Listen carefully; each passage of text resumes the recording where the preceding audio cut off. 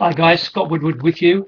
Look, we had a fantastic big blockbusting game last Friday between South Sydney and Manly, and we were lucky enough to get the money there, and pretty confident that we'll back up and get the money again this week.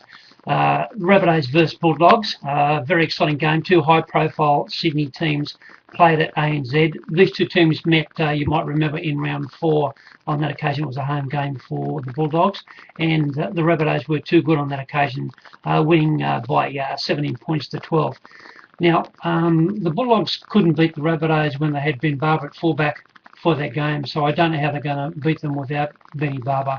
Not only is he the best player, but he's the guy that creates the spark in the side. He starts tries and he finishes tries. And while I think the fill-in fullback last week, Josh Morris, did a good job, he's not Ben Barber. Josh has got terrific speed. He's very quick off the mark and very strong. He hasn't got the passing game that Benny's got, and he doesn't need to play as good as Benny's got. He's just a very fast, classy running guy. Really, centre wing is his position. But he's such a classy guy, he'll always do a good job no matter what position you play him. And he's certainly the Bulldogs' best option for fullback. I was amazed that they never played him there early in the year. They brought in a guy from reserve grade, which I was astounded at. But look, he went well. I'm sure he'll go well again. But we look at the spines on both the teams, and there's a big gap in class, in my opinion. Just have a quick look. The fullbacks we're talking about, Josh Morris, he's up against Greg Inglis, the best in the business, arguably the best player in the world, certainly in the top 3 players in the world. And Greg had a blind again last week, back from injury. A little bit of mail that he's not 100%, a little bit dicky. I haven't been able to confirm that, but it's very strong, I have to say. I'd like to think that he's not going to be pulling out. Just on Greg Inglis playing and Ben Barber playing, the bookmakers got it wrong when they went up on Tuesday on this game. All bookmakers had this game with South Sydney getting less converted try start in this game. Around about 4.5 to 5.5 was the start. The members for Champion Profits, we rated this game at $1.33 on Tuesday, despite the fact that some bookies went up at $1.60. Let's name them. Sporting Bet and Centre Bet got it horribly wrong. They went up at $1.60. Most bookies went up around $1.55. They are now into around about $1.40, $1.38, and I think they'll only keep on firming. The only way that will change is that we get a miraculous return and Benny Barber somehow turns up and plays on Friday. I wouldn't 100% discount that possibility. I don't think we'll be seeing Sam Cassiano. I'm confident he won't come back. I'm confident Greg Eastwood won't come back. They're two very big outs. They're two of the most creative players in the forward pack. They'll certainly be missing against this big pack of South Sydney, who did such a great job last week against Manly. So while there's no Cassiano, Eastwood and Benny Barber for the Bulldogs, I'm not 100% discounting the fact that Ben Barber won't turn up. And if he does play, the betting will change dramatically, and it will get back up to about 6, I would think. Even some bookies may go to 5.5, but Benny Barber will change the betting dramatically. So look, we're already on. Members are already on under a converted try, so they can crush if they want and be in a win-win position. But look, I think it's good odds, and I think if the teams just go out as they are at the moment, I think they'll only firm. I understand South Sydney don't have Jeff Lima, but look, he did a terrific job last week coming in and playing lock. They also don't have their best forward, Sam Burgess, but his brothers, while the whole 3 of them played last week for South Sydney, none of them played big minutes. And I think the fact that Lima's not playing, who played big minutes last week, I think you'll find that maybe George might play a little bit extra time this week. But one of the things that I do like with the South Sydney team is while Lima is not playing after trying to twist a guy's ankle, a couple of guys do stuff like that, but Ben Lowe has come in. Now, Ben Lowe is a tackling machine, and he's just what they want in a team. He's athletic, and he's got a high work rate, and he'll complement the big forwards and allow the 6 and 7 in English to do what they have to do. And I really like him being there at lock forward. There's a possibility that the coach Fave Crocker also might be a surprise. He played last week in New South Wales Cup. While I think he's way past his best, and I haven't seen him show anything worthwhile for 2-3 years. I honestly think he should be retired, but he seems to think that he's got something to offer. He probably realises that they've got a good chance of winning the premiership, and he doesn't want to be left out, and he's clearly sweat with the coach. So don't discount the possibility of Croker turning up into the lock forward position. I think that would be a wrong step by the coach to do that. He's been very good. He dropped another one of his favourites, Matt King, last week, which was the right thing to do, and the team benefited by it. He led him 2 tries the previous week.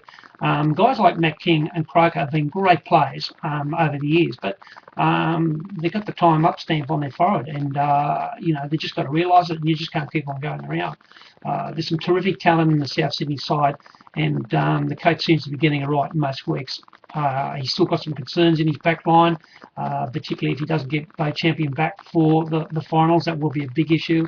But really, just complete this spine here. We talked about Inglis and Morris. The 6 and 7, we've got John Sutton and Adam Reynolds versus Josh Reynolds and Trent Hodkinson. I think that's a gap job as well.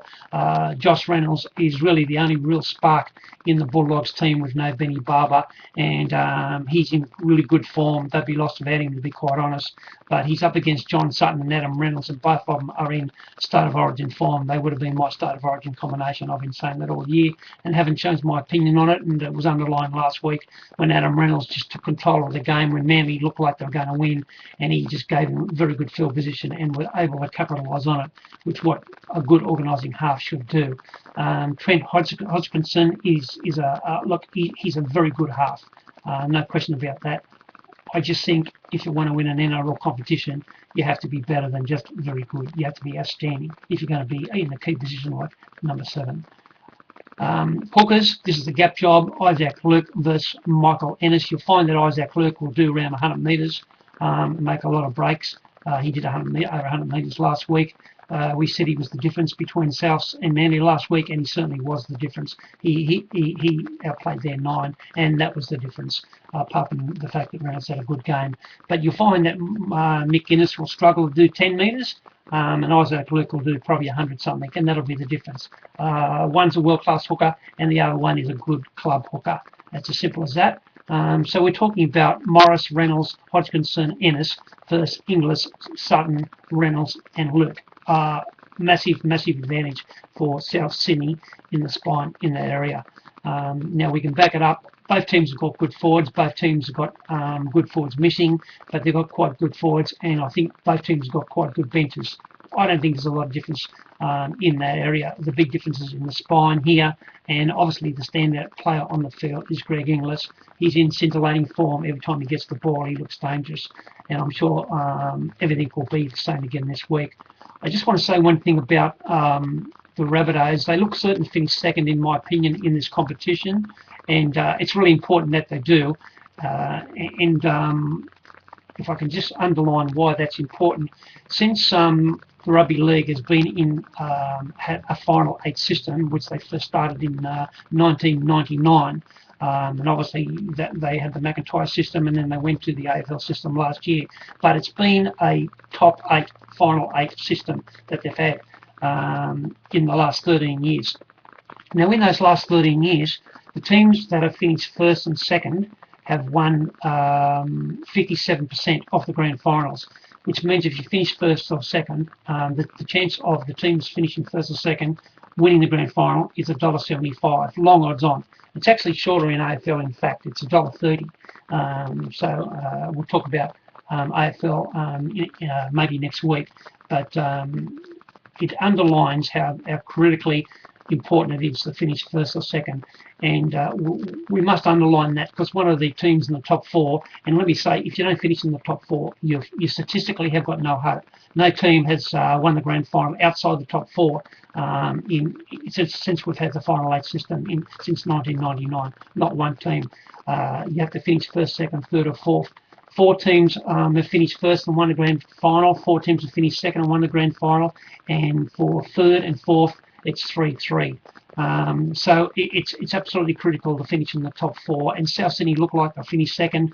the Bulldogs look like they'll finish 5th, which is going to be a big problem for them. They're going to have to do it the hard way if they're going to win the grand final. But quite frankly, I just don't think they're going good enough. I think they've had a soft draw in the last few weeks, and this is the first time they've come up with a really top-class side for a long while, and they're doing it without their best player. So it's clearly going to be very hard for them to win this game. I don't like them. I'll be happy to put my hand up and say I was wrong if they get home in this game. I can't possibly see it happening. I really like South Sydney. I was amazed at the odds the bookies bet at the start of the week. And the only other thing I wanted to say about finishing first or second is that if you combine the AFL and NRL, and I appreciate it's another game, but it's still a top 8 system. And not one team has won the grand final outside the top 3. No, let me go again. Outside from 5th to 8, no team has won the grand final in either code. And we're talking about 27 grand finals between AFL and NRL, 27 grand finals, and you have to finish in the top 4. As far as AFL is concerned, the higher up you get, the more it is. The big thing I'm going to make here is one of the teams to beat in NRL is the Melbourne Storm. Now, a home game is absolutely critical for them. Now, they're not going to get a home game first up because they won't finish first or second, so they're going to have to play a Sydney team first up. The only way that they'll get a home game is if they win first up in round 1, which is probably going to have to be against the Roosters. Now, they've already beaten the Roosters once this year, and they can certainly beat them again. But they're going to have to do it the hard way and win a game outside of Melbourne. So it's going to be very, very hard for the Storm to win, just like it is in the AFL. It's going to be very hard for Fremantle to win the grand final if they don't finish first or second, because they're not going to play in Perth, they're going to play in Melbourne. So the home ground advantage is very, very important here. It's not such a big difference for this game here on Friday night between the Rabbitohs and the Bulldogs, because they both have got the same home ground at ANZ. You know, we can look at the history of the clubs, and Souths have won 18 of their past 21 games at ANZ. That's quite amazing. That's 18 of 21. Virtually says they're unbeatable when they play at ANZ. Now, having said that, the Bulldogs have only lost 5 games of their last 20 games against South Sydney. But we've pointed out that South Sydney won the only game they played earlier this year.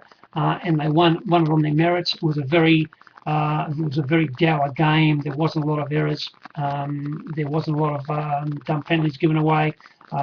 2 very well coached sides and played a very top class game of football. The difference is that the Bulldogs had Betty Barber in that game, and they haven't got him for this game. And I think that's a monumental difference. And I can only see one result here. I expect the Rabbitohs to win this game and continue firming in the competition. I've got them favourite to win the competition in my ratings, and I've had it that way for a long, long while. Our members have got that information. The Roosters are still favourite with the bookmakers. I think that's wrong. I think it's going to be a very hard game for them to play first up against the Melbourne Storm, and where I think when South Sydney play their first game, which is probably going to be against Manly, similar to last week, but they beat them last week at Manly without their best forward, Sam Burgess. And they're going to play him first up in the semi-finals at ANZ with Sam Burgess. So you'd have to think that they'll be extremely difficult to beat, and I think Natal will be favoured in the competition because of that. But having said that, I concede a winning chance to all 4 of the teams in the final 4. There's no doubt about that, and I agree with the stats. I don't think any team outside the 4 can win this grand final. But here it is on Friday night for us, South Sydney. Hope you got the good odds. If you haven't got the good odds and you're not on at all, just cheer South Sydney Rabbitohs for us on Friday night. Hope you enjoy the game. Talk to you soon. Bye.